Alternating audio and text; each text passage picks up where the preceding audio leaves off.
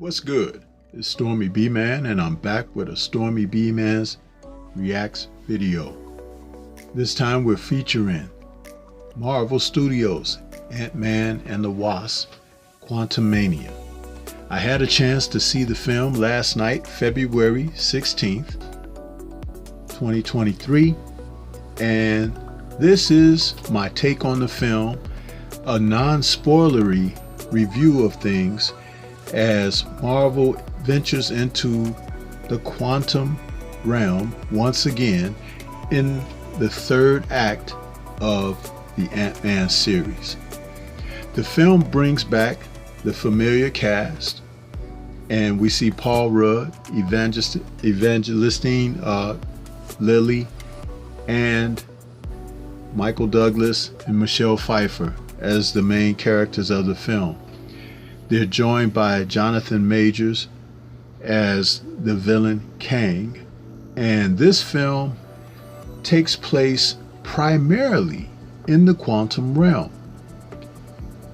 The funny thing about the Ant-Man series is when you're dealing with the subject of this character, the fact that he can shrink down to microscopic size and venture into a whole different perspective of existence.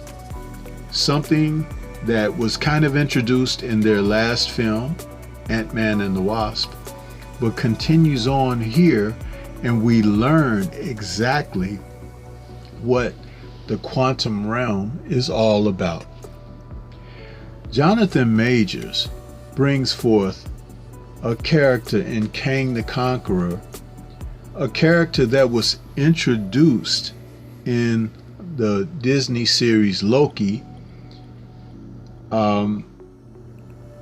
There are different iterations of this character, and Majors apparently will be playing all of them leading up to Avengers Kang Dynasty.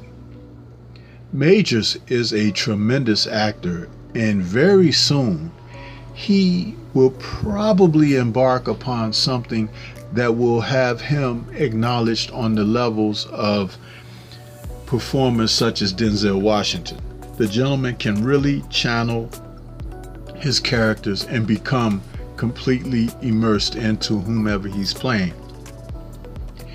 Ant-Man Quantumania is no different in his Kang the Conqueror character.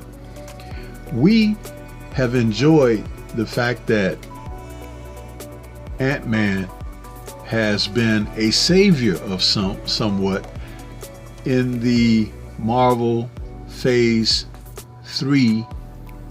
Phase 4 did not have Ant-Man, but this is the beginning of Phase 5. Phase 3, it was Ant-Man who returned from the quantum realm, and he set things in motion to assist with foiling the plans of Thanos, a least likely expected hero. But here in the quantum realm, he is asked to do things and save not only his daughter, but the universe once again.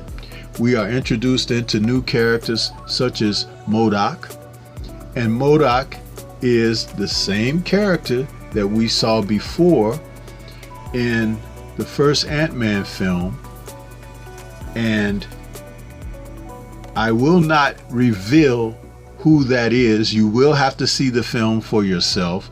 As I said, this is a non-spoilery type review of things. What I took away from seeing the returning characters and the new characters introduced is that the Marvel universe is expanding by the film and by the television series. Scott Lang's daughter, Cassie, is now a young late teen, and she also has a suit and is able to use the PIM particles to be able to shrink herself down. And just like we see Hope Van Dyne and Scott Lang do, she has been studying them and has learned to perform almost up to their level. Also, the Young Avengers may be coming in the future, and that is something that, with all of these young heroes in the new phases of Marvel film and storytelling, you're going to see these characters all come together, and you will probably have a young or new Avengers type story headlining.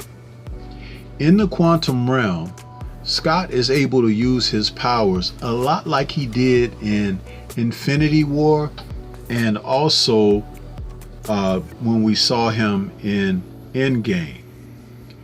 He is very powerful when he becomes Giant Man, and he is very sleuth-like when he shrinks down to Ant-Man. One of the other factors about Scott Lang is his intelligence, and though he can't match Hank Pym in the level of the study of science, he's a fast learner of things, and he's very sharp and witty. There is humor in this film, maybe a touch too much, but I could tell what they were going for, because this is more of a sci-fi type storytelling from Marvel. Just being in the quantum realm alone for 3/4 of the movie, if not more, shows this. The interactions between Scott Lang and Kang are very interesting too. Some of the best acting of the film are when these men are exchanging dialogue and the seriousness of what the agendas being spoke about happen to be. Majors can be very intimidating, and Lang can hold his own when he's standing and talking about life and death scenarios. Also, Michelle Pfeiffer puts in a tremendous performance and shows that she hasn't lost it as far as being an actress. There are some action scenes that are involving Pfeiffer that, of course, we understand that stunt people fill in for her and everything, but there is a lot to be taken away from this film. It moves a little bit slow as far as Janet Van Dyne revealing why she didn't want to return or speak about the quantum realm, knowing that when she was rescued from there in the second film, that there was a past that she just didn't want to speak about or reveal. Some of that is brought forth in the film in detail, but they still left a lot out. We need to know more, and we need to know about the powers that Janet came away from the quantum realm possessing. Apparently, being down there for the duration that she was and the interactions that she had gave her a chance to become a survivor. And we didn't get a chance to be explained that or shown much of that.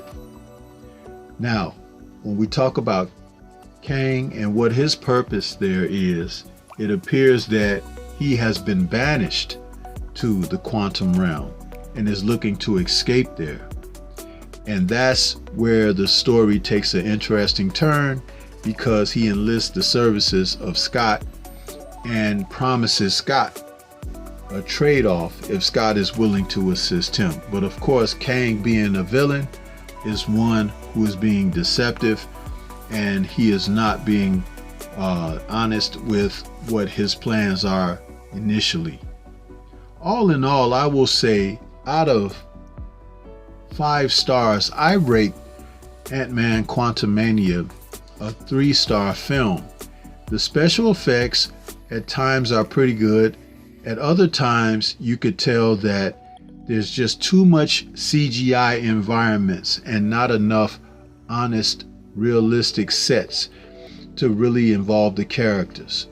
But the film has its highs and it has its lows. It's a good time at the theater like the other films were. If you enjoyed the other Ant-Man films, you should enjoy this one. This is Stormybman. Those are my thoughts about Ant-Man and the Wasp Quantumania. For more content such as this, please like, comment, subscribe, and share. Check out Ant-Man Quantumania, and I'm sure you will like it. Shout out to the mighty LDBC and Liberated Perspective, a third eye view of the world. Peace to everyone. See you on the next one.